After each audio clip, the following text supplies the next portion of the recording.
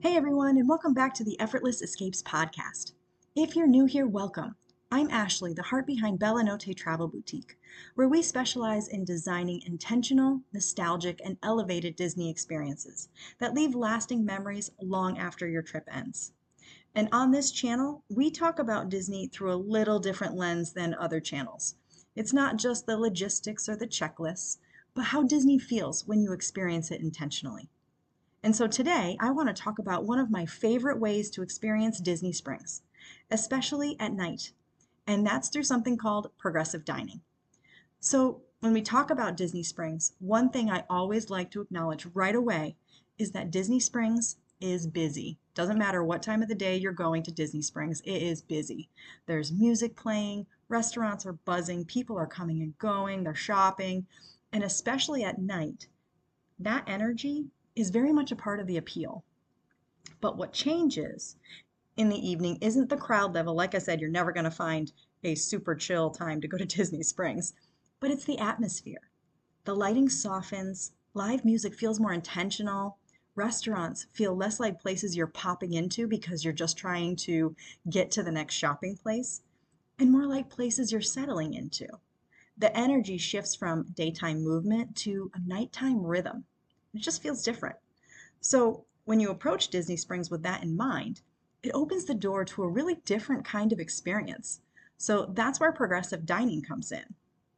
Now, if you're unfamiliar with progressive dining is less about planning a meal and more about designing an evening. So, instead of choosing one restaurant and staying there all night, you break it into experiences and into moments. For example, you start at one with just a drink, moving on to the next, and you find a place to share an appetizer. You find a nice restaurant and share dinner, and then you linger over dessert and maybe one last stop before heading home.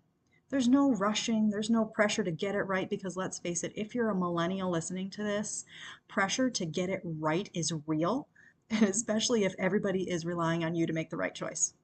So, an evening like this that unfolds naturally, where it's no pressure on you, it is awesome. And so, honestly, this is one of my favorite ways to experience Disney Springs. And for those that are couples or parents who are looking for a night out, who want something that feels intentional but not overplanned, this might be the right fit for you. So let's take a look at what this might look like. Just give a little sample of some of the restaurants that we really enjoy that could be a part of your progressive dining experience.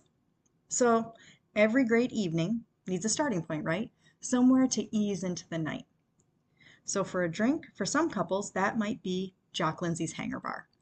It's immersive, layered with details, tucked a little bit away.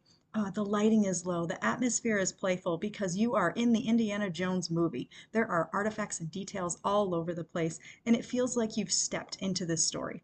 It's a great place to slow down and settle in, and then conversation is going to naturally unfold because you're looking at all of the different things happening all around you. So it's a really fun place to be.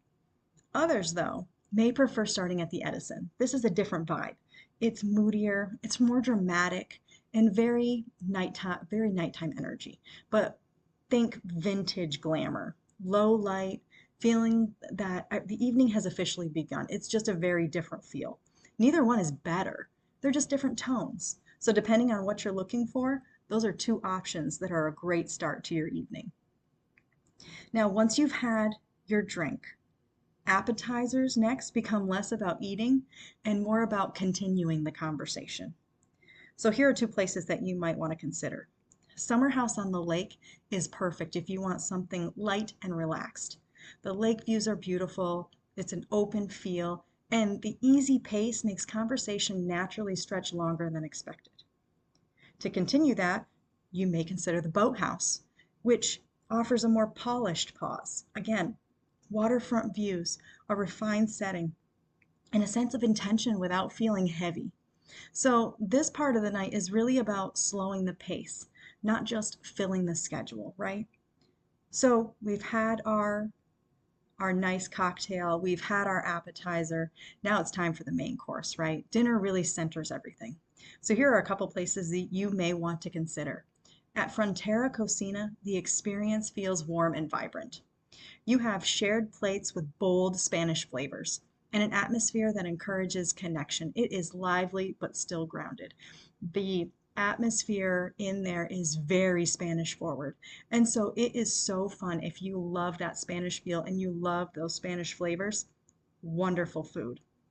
But maybe Spanish cuisine is not your vibe. Maybe you're more of a little Asian feel.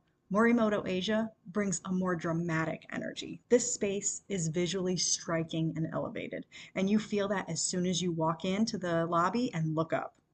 This is a very much we dressed up for this moment of the night. And it great food. You can get a little takeout outside, but really that sit down and enjoy yourself meal is inside. So another great place that you can try. And then there's the boathouse. We can go back there, which feels timeless. Again, you've got waterfront views, attentive service, an unhurried pace that never feels forced, sitting out on the dock with the lights, and it's beautiful out there. So each one anchors the evening differently, and the choice that you decide to make is going to shape how the night feels. No hurry, no rush, no pressure, just a different vibe. For our family, me and my husband, we really enjoy Frontera Cocina. It's one of our favorite places to go. But we also enjoy Spanish food. So you can keep that in mind. What you really enjoy shapes your evening. So we've got a little bit of a drink in the start the evening. We've got our appetizer. We have our dinner. Now let's go for a sweet dessert and a sweet pause. They don't have to be formal to be memorable because this is all about strolling, right? Now you've all heard about Gideon's Bakehouse, right? This is those viral desserts, those viral cookies. They are an experience. It's indulgent, 100% shareable, and a little playful, so it's perfect for wandering and enjoying the energy of Disney Springs, walking along the water, meandering through some of the shops if you so desire. But maybe a cookie isn't in your wheelhouse. Maybe you're more of an ice cream person. Salt and Straw offers that ice cream feeling. So you've got ice cream in hand, different flavors each season. You can try different kinds, and you can now take that and stroll along the water. Like I said, your conversation's going to continue. It's just a nice moment. At this point of the night, dessert becomes more about the moments you're creating instead of the menu. So moving on from dessert, you can either end the evening there or you can have an after dinner drink. So maybe you're not quite ready to end the evening. Here are a couple of places that you can go for those after dinner drinks. We can head back to the Edison because here the energy shifts when you visit there into something more sultry and atmospheric. And there's just one more chapter left. Like that's how you're feeling. And the Edison has some live entertainment at night. So really this is going to be that nice conclusion of the evening. But if you'd like a quieter close, Wine Bar George offers a calm ending. A glass of wine, slower conversation, and that reflective feeling of replaying the night together as you look over on the second story, overlooking the water and overlooking Disney Springs. Beautiful. Both feel intentional, just in different ways. So, what makes progressive dining so special is that it removes pressure. Millennials, we have enough pressure as it is. We don't need any more. So, with progressive dining, there's no rushing to make a reservation time. Things naturally progress. No trying to fit everything into one place, making sure that everybody likes the same restaurant. Instead, the evening stays fluid. It's shaped by mood, conversation, and curiosity. It's a way of experiencing Disney Springs that feels elevated but not complicated. Romantic but not performative. Intentional without being overwhelming.